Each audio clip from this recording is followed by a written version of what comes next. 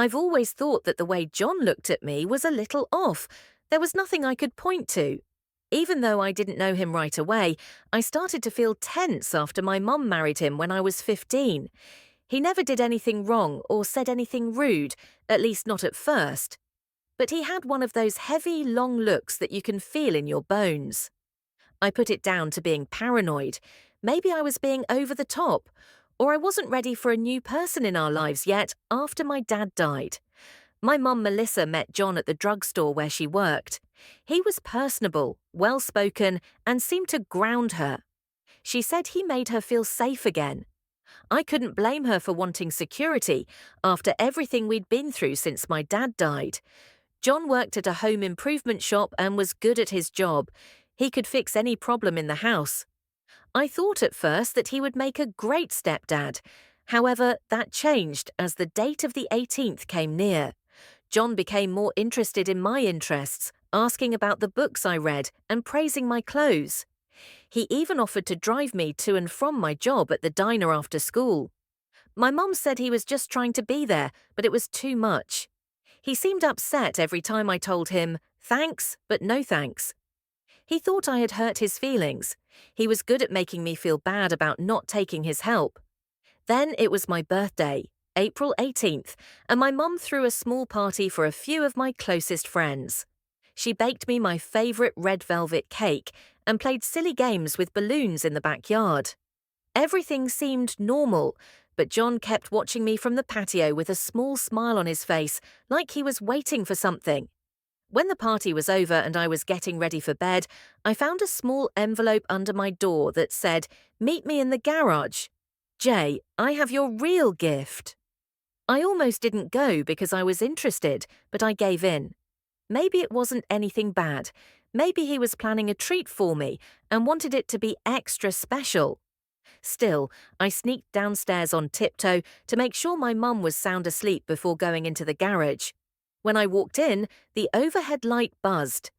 John was standing by the workshop with a small box in his hand. He smiled like he'd been waiting for this moment for a long time. "I've been fixing something up for you," he said. "Now that you're an adult, I want you to have some freedom." I froze when he gave me the box with the car keys inside. He said with a grin, "It's parked outside. It's not brand new, but I fixed it up, so it should work great. Have a wonderful birthday, sweetheart." I did not know what to say. A car that was too big for me. I was thankful, but also a little scared. Why did he do something so important without telling my mum? "Thank you," I replied. "Does mum know John waved it off?" "She'll find out. I wanted it to be between you and me first." Have a secret? You know something cool? I got a chill when I heard the word secret. I nodded awkwardly and turned to leave, but he called out before I could get there. I only have one question for him. He said I turned around. He said, "What loyalty?" and his voice dropped. "Please tell me the truth. No lies for me either. That's it." I nodded again because I wasn't sure what to say and went back to my room. The next morning, the car was clean and shiny in the garage. My mum was shocked, but not mad, when John told her it was his way of giving me a head start in life. She gave him a hug, and he looked at me over her shoulder like we were now connected in some way. Things got stranger over the next few weeks. John kept texting me to see if I was okay and to find out what time I'd be home in case I needed anything. I liked the support at first, but soon the texts became more frequent and strangely personal. "You looked beautiful today," one read. "I noticed you didn't wear the bracelet I bought you. I hadn't even told my mum about the bracelet." I tried to politely pull away at first. I stopped responding to texts unless they were important. But once I did that, he started showing up at my job just standing in the parking lot. He told me he was interested in me. He told me that a young woman shouldn't go outside by herself at night. It was even noticed by my boss.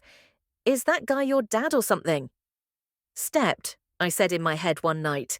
"Yeah, he's just too protective." Things got worse when I found the small camera in my room. It was hidden on my desk behind a pretty plant.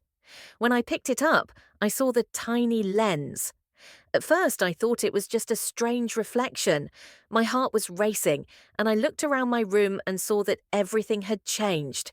My safety and privacy were at risk. Someone had broken in. I didn't wait. I went downstairs and addressed him right away. I asked, "What is this?" while holding the gadget in my hand. John barely blinks. "I was worried about you," he says quietly. "I had to make sure you were okay. You have no idea how dangerous things are outside. You think you're not in danger here. John, this is crazy." He took a step toward me, but I moved away. He suddenly raised his voice and said, "Don't you get it?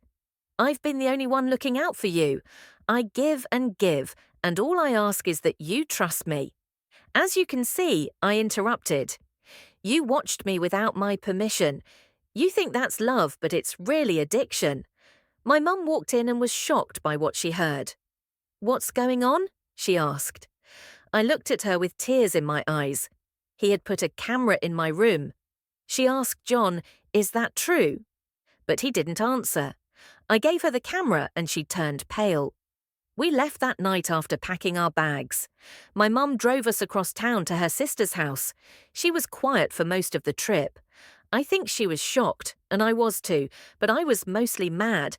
Mad that I didn't speak up sooner. I was mad that I had let down my guard. After a few days, my mum called the cops. They looked into it and found more cameras, one in the guest bathroom and one in the hallway near my room. John was caught. After the fact, we learned that he had done something similar in a past relationship, but it had never been fully reported. I didn't go back to that house ever again. My aunt took us in until my mum could find a new place. To feel safe in a room with a closed door again, it took time to rebuild trust. But we got through it. Both my mum and I never blamed each other. She had been lied to, just like I had.